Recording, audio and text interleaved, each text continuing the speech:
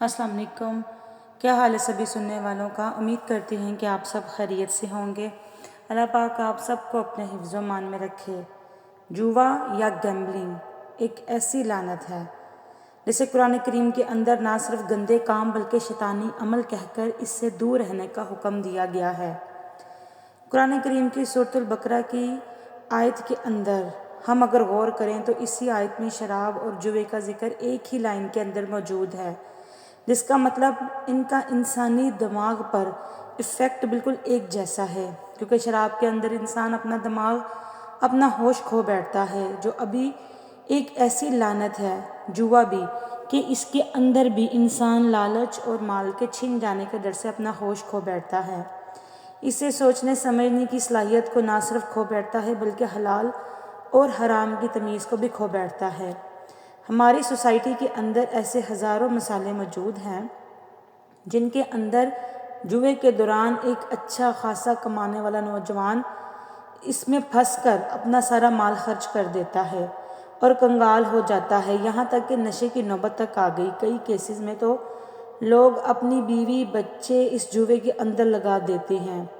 جب یہ نشہ حد سے بڑھ جائے تو لوگ جائز ناجائز کی پرواہ کیے بغیر چوری تو دور کی بات بلکہ لڑائی جھگڑے اور قتل کو بھی ایک جرم نہیں سمجھتے، جو کہ شرک کے بعد ایک بہت بڑا جرم ہے۔ شیطان لوگوں کے درمیان دشمنیاں بڑھا کر قتل و غارت کرواتا ہے، اس لیے اللہ نے جو کہ انسان کا خالق ہے، جوا، شراب اور سود جیسی حرام چیزوں کو جو کہ انسان کو تباہ کر سکتی ہے، اسی مصلحت کی وجہ سے حرام کی ہیں۔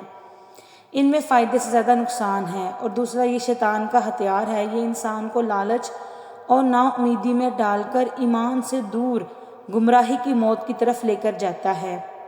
افسوس کی بات یہ ہے کہ جہاں پر آج کے دور میں ہم لوگوں نے نہ سود، نہ شراب، نہ فحاشی کو کوئی گناہ سمجھنا چھوڑ دیا ہے، وہیں پر جوے کو ایک بزنس یا گیم کے طور پر قبول کرنا شروع کر دیا ہے۔ ایک ہندو پارلیمنٹیرین پاکستانی پارلیمنٹ کے اندر کھڑا ہو کر مسلمان حکمرانوں کو شرم دلا رہا ہے کہ تمہارے قرآن کے اندر اللہ تعالیٰ نے سود سے منع فرمایا، ایسے لوگوں کو منافق کہتا ہے، اور تم لوگ IMF سے سود در سود لے کر اپنا ملک چلا رہے ہو اور سمجھتے ہو کہ اس طرح سے تمہارا ملک ترقی کر سکتا ہے۔ تو دوسری طرف ہماری سپورٹس ایونٹس PSL سے لے کر سوشل میڈیا اور پبلک سیلیبریٹیز آج پروموٹ کر رہے ہیں۔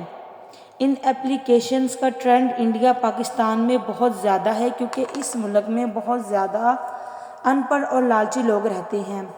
وہاں پر حد سے زیادہ بڑھتا جا رہا ہے، لوگ اپنا کل سرمایہ گھر، بزنس اور سیونگز تک اس میں لگا کر کنگال ہو جاتے ہیں۔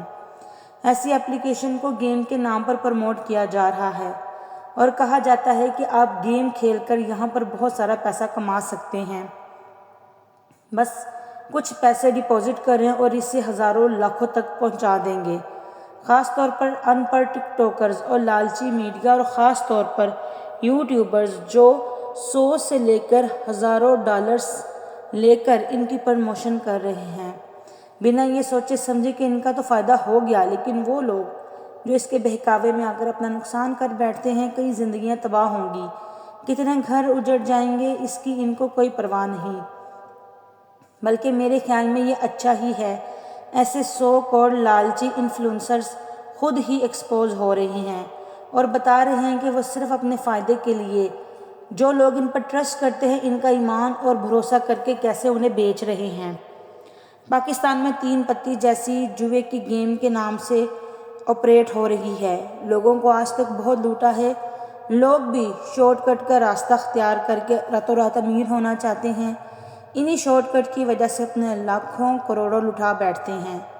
جو بھی شخص اس ایپ کے ذریعے پیسے لٹانے کے بعد ان پر پیسے خرچ کرنے کے بعد لاس کے اندر جاتا ہے، وہ ریفل کے اندر جاتا ہے تاکہ اور بھی لوگوں کو جوائن کروا کر اپنی ڈوبی رقم واپس لے سکے، یعنی کہ سادہ الفاظ میں دوسرے لوگوں کا بھی بڑا غرق کرتا ہے اپنے ساتھ ساتھ۔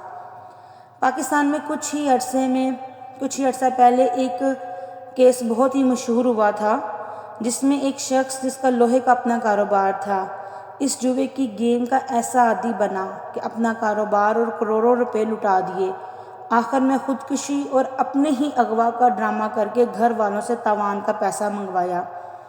لیکن پولیس کے ہاتھوں پکڑا گیا۔ حیرت کی بات تو یہ ہے کہ وہ شخص جاہل نہیں تھا بلکہ ماسٹرز گریجویٹ تھا، پڑھا لکھا انسان تھا جو اس لالچ میں آ کر اپنا گھر، کاروبار اور اپنی زندگی کو تباہ کر بیٹھا۔ بہت سے لوگوں کو لگتا ہوگا کہ ان اپلیکیشنز کے پیچھے بڑی آئی ٹی ٹیمز کام کرتی ہیں۔ یہ آپ کی بہت بڑی غلط فہمی ہے۔ یہ اپلیکیشن آپ کو لوٹنے کے لیے بنائی جاتی ہیں۔ آپ ان سے کبھی بھی نہیں جیت سکتے کیونکہ آپ کے مقابلے میں کوئی روبوٹ ہی کھیل رہا ہوگا، کوئی ریل انسان نہیں کھیل رہا ہوگا۔ ظاہری بات ہے جب ایک روبوٹ جو سسٹم کے تحت تیار کیا گیا ہے وہ تو سسٹم کو اچھی طرح سے جانتا ہوگا۔ جب آپ روبوٹ کے ساتھ کھیلیں گے تو آپ کسی صورت بھی اس سے جیت نہیں سکتے۔ شروع میں تو یہ لوگ آپ کو پھنسانے کے لیے کہیں گے کہ صرف 100 روپے تک یہ گیم سٹارٹ کریں۔ پھر جب یہ لوگ دیکھیں گے کہ آپ ان کے چنگل میں پھنس چکے ہیں تو پھر آپ کو لوٹنا شروع کر دیتے ہیں۔ آپ کی اصل تباہی کی وجہ وہ شروع ہوتی ہے جب آپ اس گیم میں زیادہ پیسہ لگا دیتے ہیں، تبھی سے آپ کی تباہی شروع ہو جاتی ہے۔ اور اس طرح کے گیموں میں پھنس کر جس سے بچنا ناممکن ہے، یہ لوگ زیادہ تر کمزور نفسیات والے لوگوں کو ٹارگٹ کرتے ہیں اور انہی کو لوٹتے ہیں۔ جب انسان لٹ جاتا ہے، ظاہری بات جب اس کا پیسہ، سیونگ سب کچھ لٹ گئی، ایسے لوگ سکون نہ ہونے کی وجہ سے ذہنی بیماریوں میں مبتلا ہو جاتے ہیں یا پھر دل کے مرض کی وجہ سے اپنی زندگی گنوا بیٹھتے ہیں۔